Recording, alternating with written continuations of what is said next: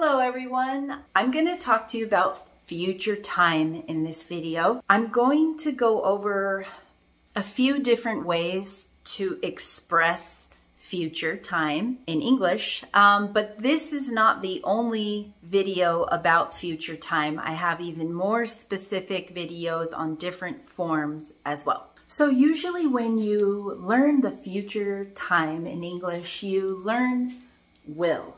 But there's some other very common ways to use future, and here they are. There's 4 very common ways to use future in English, but as I said, there are other ways as well. But in this video, I'm just talking about these 4. So the first one is will. We use will, it's a modal, to show future time. We also use be going to. We can use present progressive, which is be plus verb ing. And then we can even use the simple present to refer to the future. I'm going to explain all 4 of these right now. Okay, so will. Will is used when we want to talk about plans, predictions, okay, and also things like when we make promises and when we want to offer some help to someone. And there's some other uses, but let's start here.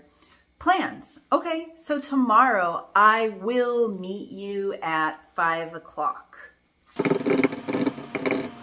So here we're using will. I have will plus the base form of a verb. When you use will, it's a modal. And after modals, you always need to use the base form of the verb. So I can use will to talk about plans. I can also use will to talk about predictions. So here's a prediction. I think it will rain tomorrow. Look at the clouds. Yeah, I think it'll rain. Yeah. It's getting cold. I think it'll rain. So here I'm making a prediction and I'm using will. Future promises, future offers of help. I can also use will, and I could say, okay, I can't help you right now, but tomorrow I promise I'll help you. I promise I'll go to your house and help you prepare for your test or something. Or an offer. I see you're carrying something that's really heavy. Please let me help you. I'll carry your books for you. And here they are written out. I'll help you tomorrow. That's a promise. I'll carry those for you. That's an offer. I want to point out when we're making promises, when we're making offers, notice that it's contracted. I and will together becomes I'll. If you want to make it negative, you know, will plus not becomes won't, okay? And it's basically the same thing here. But I really, really want to emphasize that when we are talking about promises and offers, we really do need to make sure we're using will, okay? Because we do these things as we're speaking. So they're like decisions that we're making about the future in the moment that we're speaking. So you really do need to use will here for these 2, okay? For these 2, you can use will, but you can also use something else. So let me show you what that is. Okay, and what that is be going to. Be going to is the next most common way to express future, and we use be going to, so that means we need to change the be to either am, is, or are, depending on the subject, and then we need to use going to plus any verb in the base form, so the base form of any verb. So there's 3 parts: be plus going to plus verb in the base form. So for example, he is going to study tonight. Be going to study. Be going to study. Of course, when we're talking, we don't always say going to. We can push these together and say gonna. He's gonna study. He's gonna study when we're talking, not when we're writing, unless it's a text message or something. When though? When do we use be going to? Well, we use it for the same reasons as will, but not all of them. So we use it when we want to talk about future plans and for future predictions, right? And something else, and I'll explain. So for example, a future plan, I can say, here, he's going to study tonight. That is a plan. He's going to study tonight. It's a future plan, okay? That's a plan. A plan is something you can put in your calendar, right? He put it in his calendar. He's going to study tonight. But it can also be used for predictions, like, I think it's going to rain tonight. I think it's going to rain tonight. That's my guess. It's my prediction. Okay, and then the third time, the third use for be going to is actually one that you must use be going to for. Okay, remember, plans, predictions, you could use will, you could use be going to, whichever you want. But when you make a prediction, okay, this is long. When you make a prediction about the future based on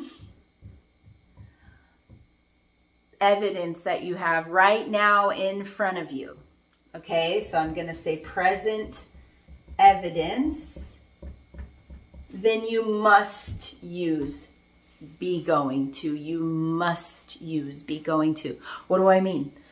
I mean like this.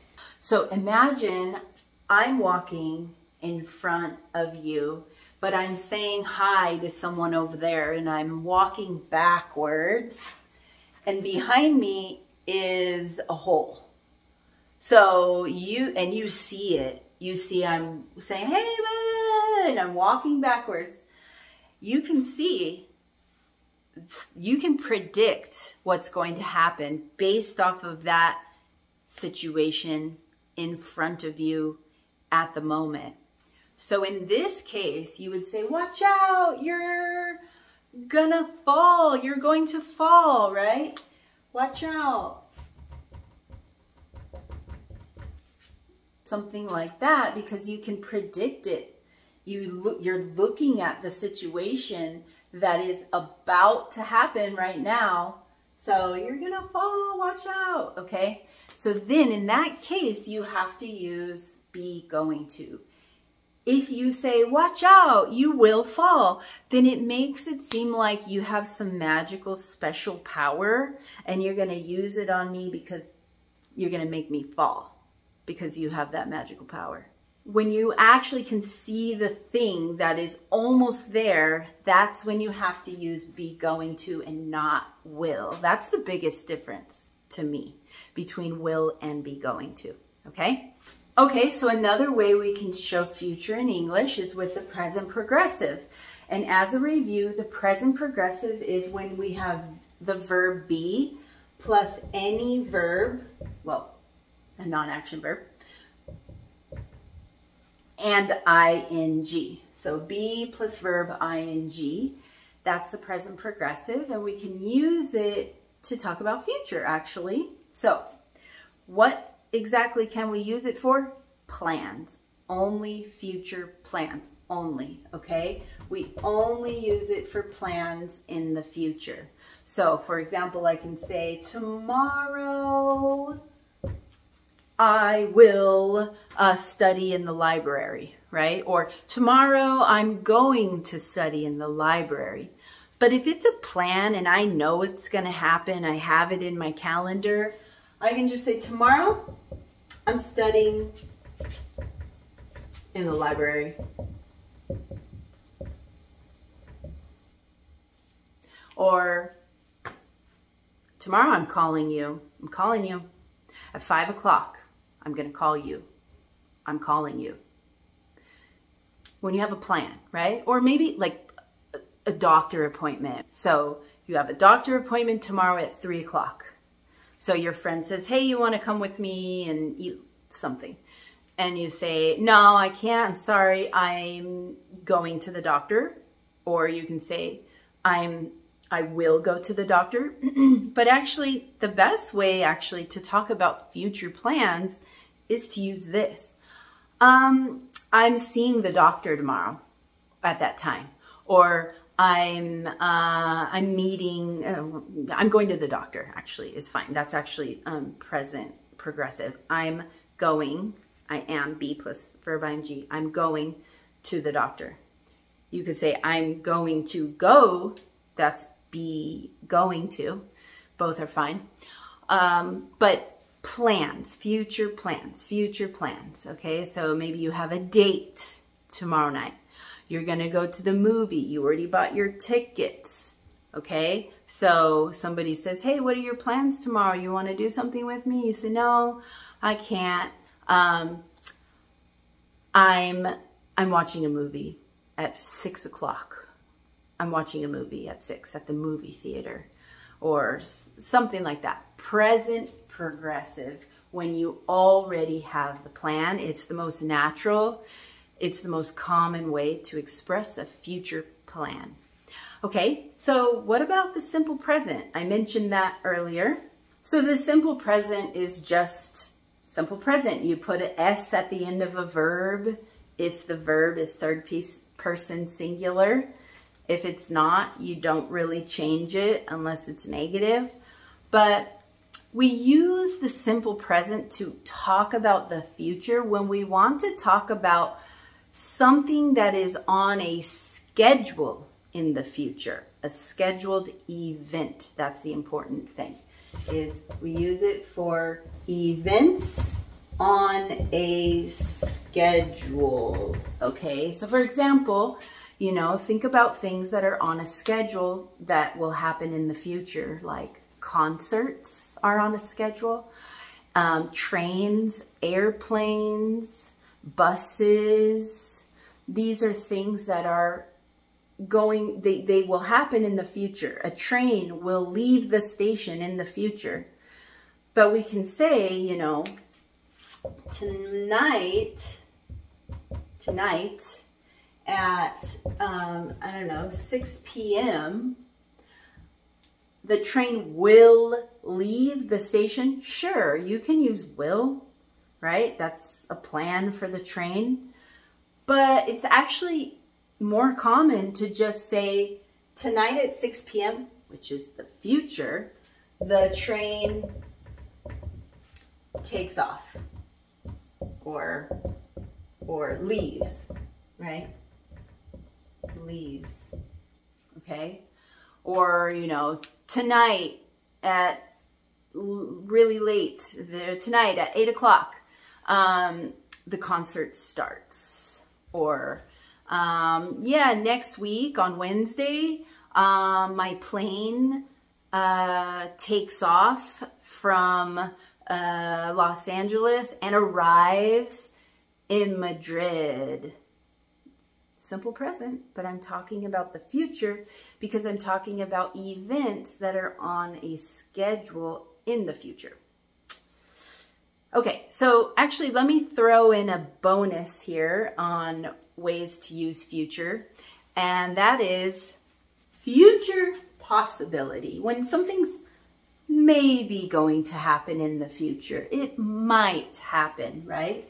So you can say may, you can say might, and you can say could plus the base form of a verb when you want to talk about future possibilities. So something that might happen in the future. Okay, so you can say, I'm doing really well in my class right now. I might get an A at the end of the semester. That's future. So you're using might because it's possible, you're not sure It's not a guarantee. You can use one of these modals. They all pretty much have the same meaning when you want to make a guess about the future. And finally, one more. Let me give you one more. And that is about to. About to. So common. About to plus the base form. We use this so much when we're talking, not really when we're writing, but we use it when we're talking.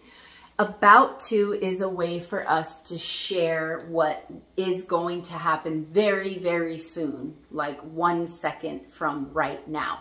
So I can say, oh, I'm so hungry. I can't stay here and talk anymore.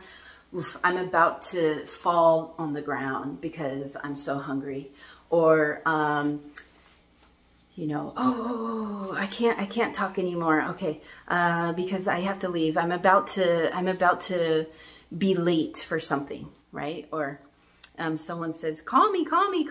You say, I'm about to call you right now. Okay, so like in a text message. So about to, I'm about to call you right now. I'm about to call you right now. It's going to happen in 1 second. So this is really common when we're speaking, just to express what will happen very soon. But don't forget about to plus base form, and you need to use be also before it. So be about to plus the base form of the verb. Okay? I hope you all have great time practicing this. I'm about to go eat lunch, really. Bye.